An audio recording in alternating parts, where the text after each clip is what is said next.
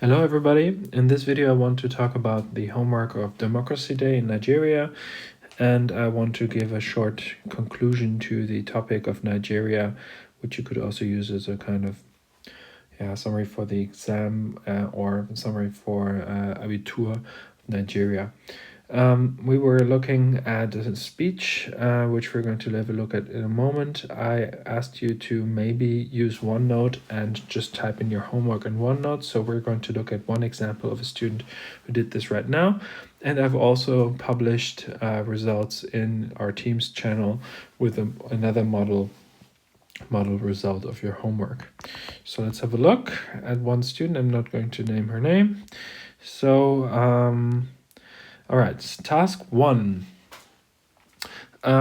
Before you read, what do you expect concerning content and style of a political speech by the president of a country?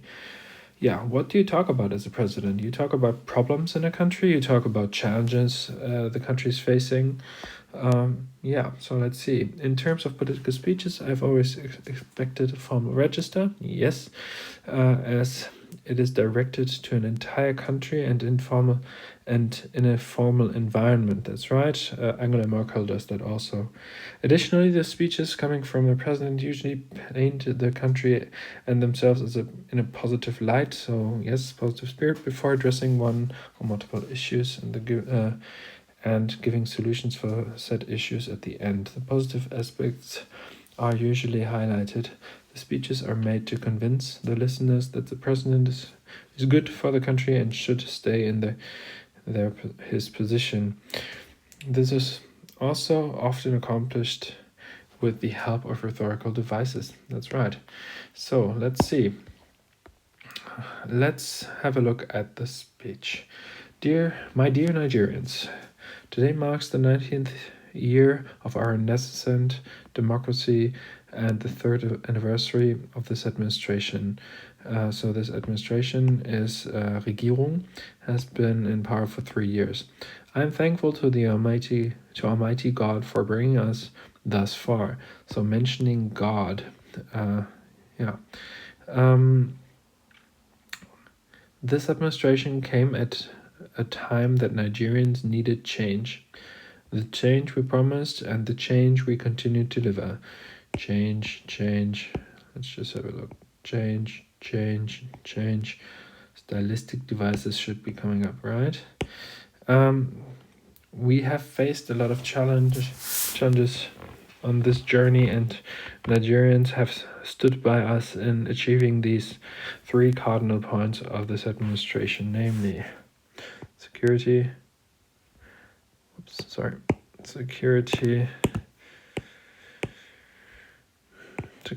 corruption, economy.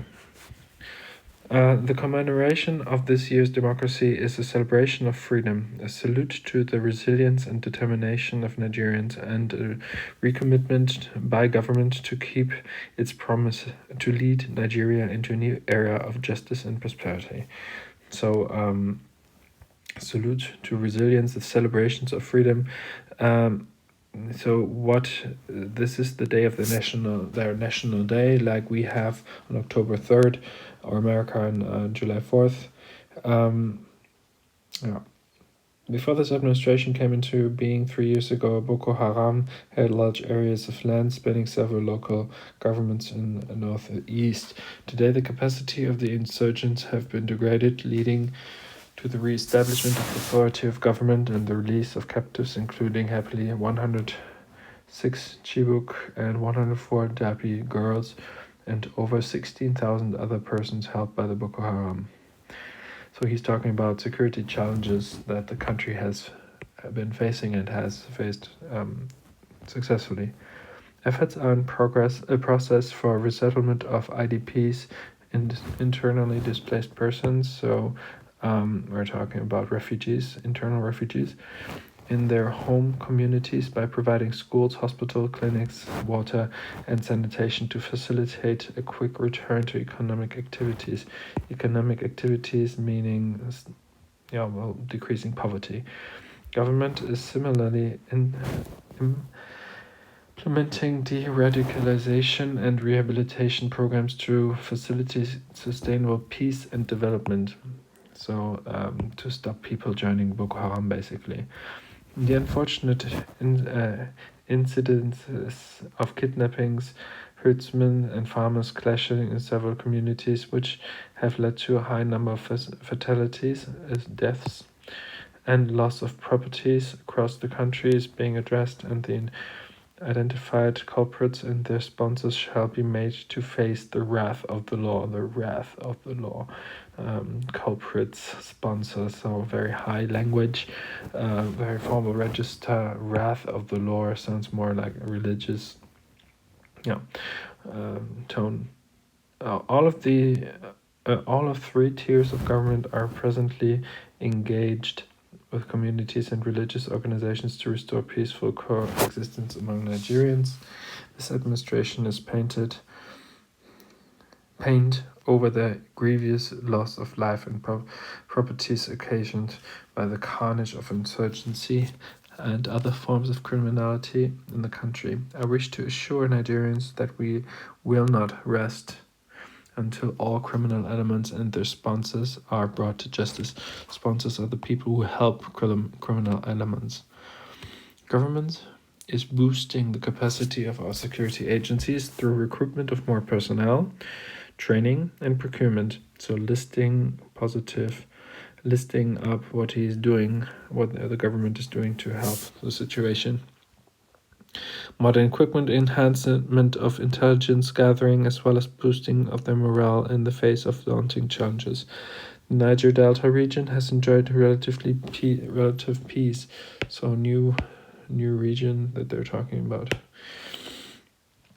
Relative peace through social inclusiveness and cooperation of the elders and the good people of the region. Government is committed to implementing the comprehensive peace, security, and development plan for the region. The environmental cleanup of the region, which commenced with the launch in Bodo Ogoni in June 2016, is progressing satisfactorily.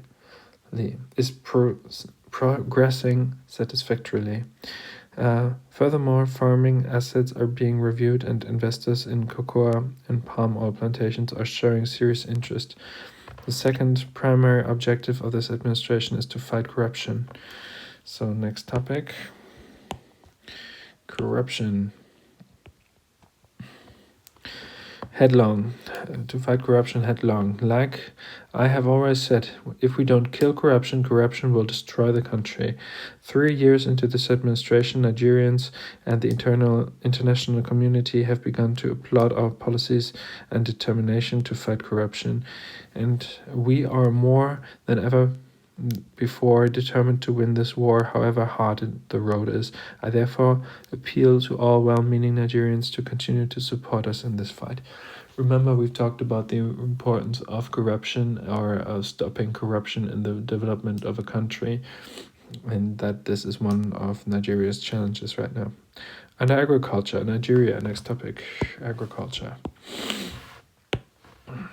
Nigeria continues to pursue strategic food security program built around self-sufficiency and minimization of import dependency. As a result, rice importation from other countries has been cut down by 90%, which has a direct impact on foreign reserves. Rice importation has been cut down to reduce import dependency. The educational sector, especially at tertiary level, has continued to witness expansion. So, education, tertiary level, this is university.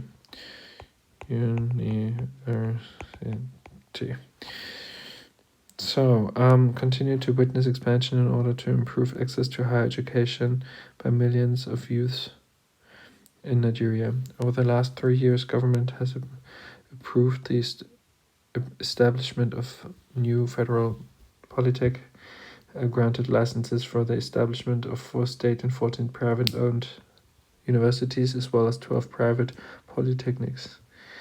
Polytechnics is a school or university where technical skills are taught, as given here in the vocabulary. It is pertinent to also make mention of the immeasurable contributions of the Nigerian women to national development and advancement. So, talk about gender equality. And the government and people appreciate you all as mothers of our great country. President Erdogan also once said this, something like this, with "We appreciate you as mothers." Yes, this often there's the equality of men and women in the workplace and so on is an ongoing challenge for Nigeria.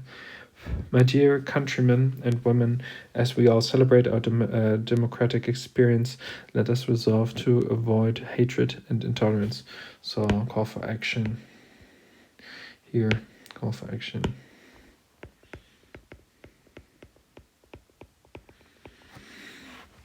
Hatred and intolerance. We can only achieve our objectives in an atmosphere of harmony and peaceful coexistence.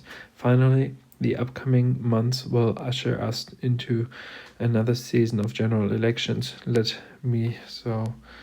General elections, so he's running up for re-election.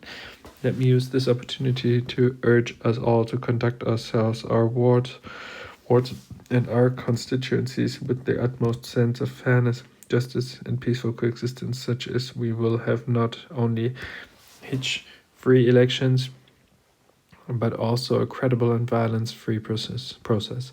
In a few days to come, I will be joined by many promising young Nigerians to sign into law the Not Too Young to Run bill. I thank you for your attention. God bless the Federal Republic of Nigeria. So mentioning God is always something that politicians like to do, as their religion is very strong in this country also.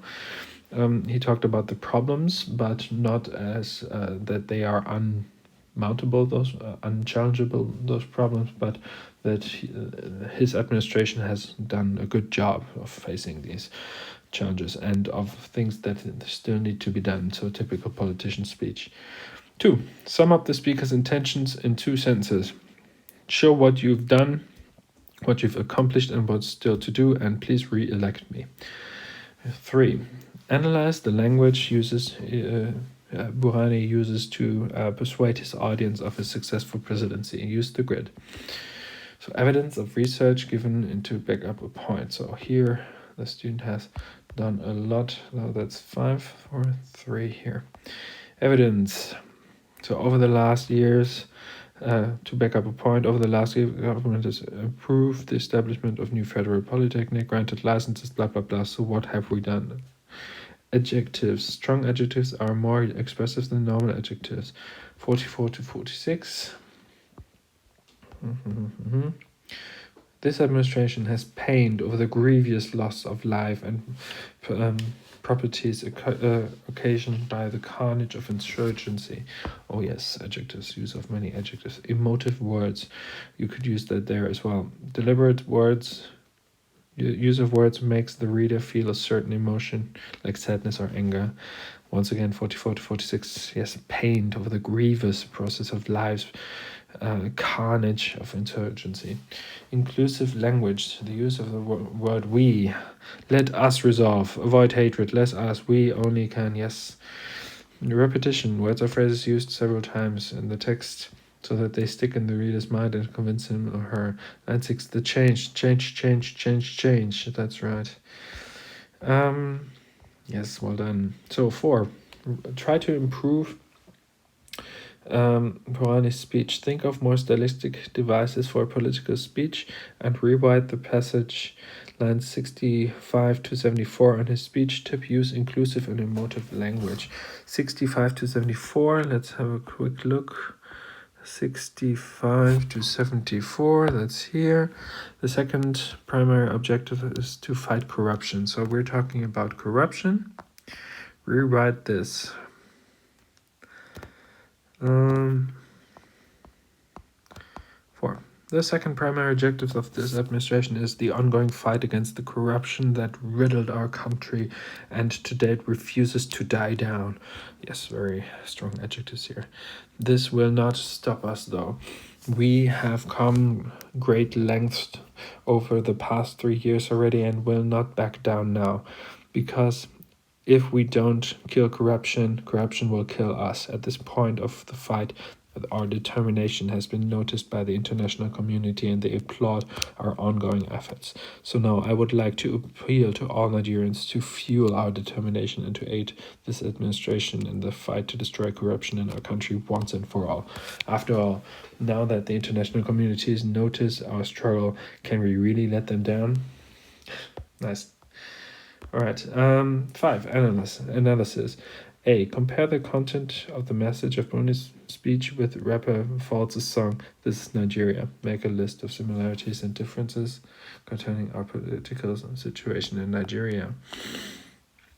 Both mention the economy, so the economy is very important in a country that has a low economic development. Corruption as a main topic. That's right. Speech only focuses on the improvement of corruption and does not stay at that topic for too long, because corruption often is part of the administration, so it's difficult to talk about this as the president of a country. Security is important and current situation.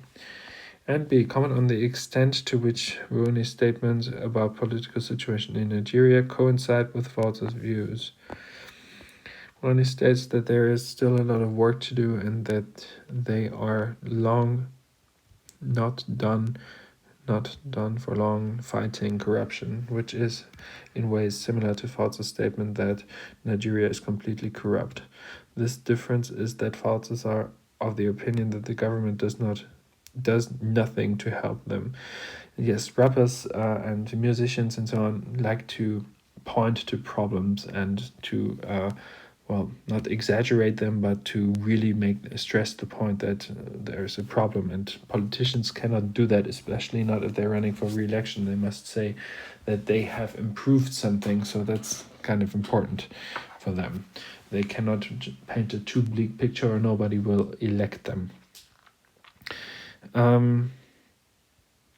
There was one exception. Winston Churchill ran as a president, and his first speech as the prime minister, he said, "I have nothing to offer but blood, toil, tears, and sweat." So, he said, "Well, guys, we have a big challenge in front of us, and I'm sorry, but only I have to offer you is not nice. The things that I have to offer you, there's nothing nice there." Right, okay, so Nigeria. We've talked about Nigeria a lot. Nigeria is an LEDC. They are trying to improve economically. In order to improve economically, they need to fight corruption and make the country more secure. Nigeria is badly impacted by its history as a former British colony, and before that by the Atlantic slave trade. Nigeria is deeply split in some ways. For example, in religion, some parts of the country are Muslim, some other parts are Christian. So there are a lot of challenges the country is facing. However, the economic development in recent years has picked up and there's less and less poverty. On the other hand, you have some downsides like the oil production in the Niger Delta, which is causing huge environmental problems and does not benefit the entire population, but only a small part of very rich people in Nigeria. And there are separatist movements in the north of Nigeria. The president has talked about Boko Haram, an Islamic terror organization that terrorizes the region and tries to create a kind of Islamic state in that region. So security is also a big problem. So I hope you've learned a lot about Nigeria. It's a very interesting country. The entire African continent, which we have talked about a little bit, is very diverse and very interesting and developing very fast. So maybe in the future you will visit some countries in Africa, maybe Nigeria. I certainly hope so. I hope this has helped you. If yes, write some comments. If no, also write some comments what I could do better, or tell me if you want some other videos. Well, goodbye.